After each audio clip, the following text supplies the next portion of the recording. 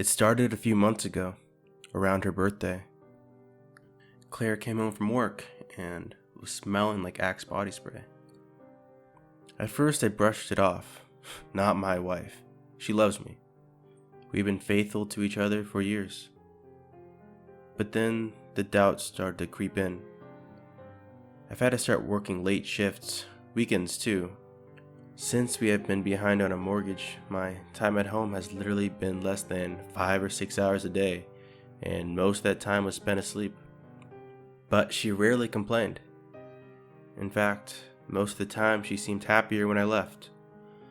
Then, one day I tried to kiss her on her neck, and I saw a blemish there, as though someone else's lips had touched her skin.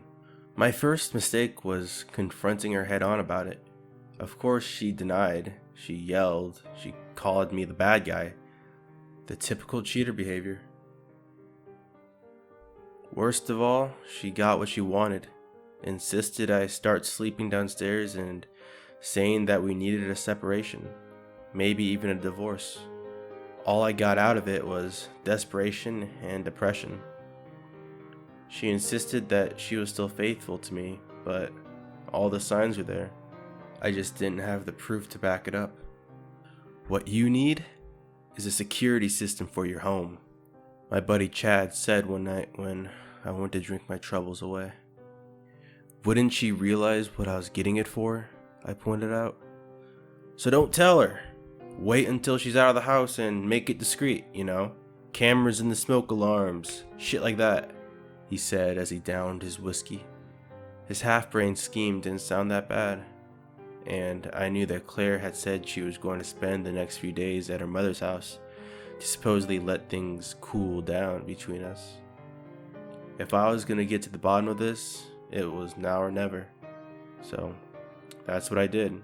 As soon as I knew that she was gone, I contacted a local shop and had them come that afternoon. The technician didn't ask any questions, just put them exactly where I said that I wanted them, and even threw in one of those doll cams as an extra bonus. I gave it to Claire as a peace offering, saying that I was sorry for the accusations. Sounds stupid, I know. What are the chances she would even leave the doll around to let me listen in on her? But I know my wife. She is sweet and kind and loving for sure, but she's also very predictable. She put the stuffed doll exactly where I thought she would. I let a few more days pass, kept things amicable between us as I went to and from work. Then, the next time I was off, when she again insisted that she didn't want to spend any time with me alone, I went to check the cameras. The grainy tape started up around 13 minutes past 7 the previous night. That was about half an hour after I left for work, and I saw my wife sitting there on the bed, wearing nothing but a sheer robe and staring up at the ceiling. At first, I was puzzled over what she might be doing. She was perfectly still, her back turned against the camera as she took off her robe, and I saw what looked like little marks on the edge of her shoulders. Then I saw a man enter the picture, and I knew I was right. She placed him on the bed, ready to mount him, and I almost wanted to turn and look away, disgusted with what she was about to do. Then, to my amazement, I watched as those little bumps began to gently push her skin outward. At first, it wasn't noticeable, just a slow curling of her back. Then, suddenly, the movement quickened and long pieces of bone broke out on either side. They made a cracking noise as I heard my wife scream out. I don't know if it was a sound of pleasure or pain. The bones pushed to the side and started to form sinew and stretched the skin to its limit, and I realized they were forming what appeared to be wings.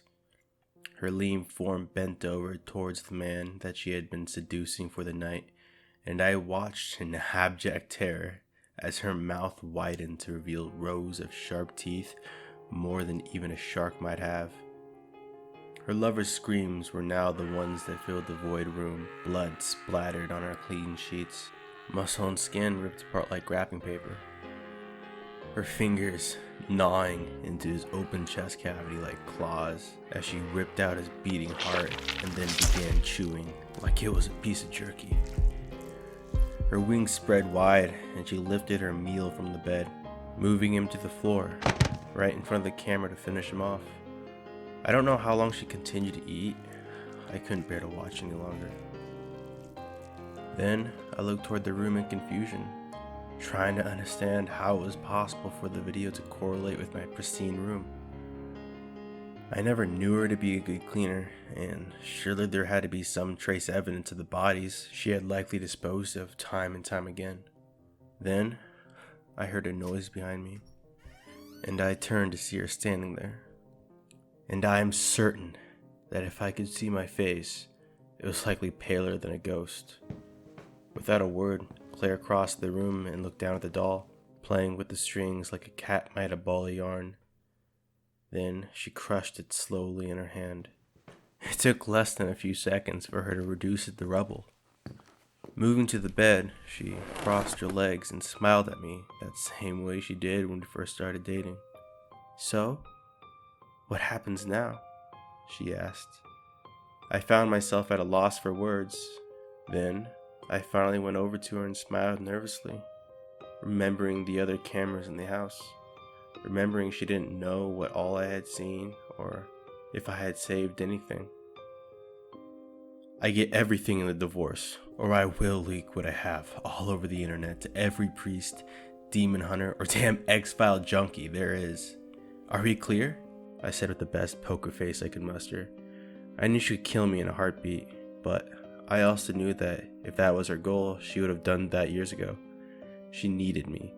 For what? I don't know, but all she did was nod and kiss me slowly.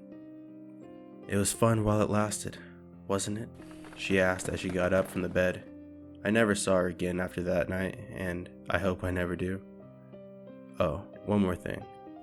I don't think I'm ever gonna uninstall these cameras.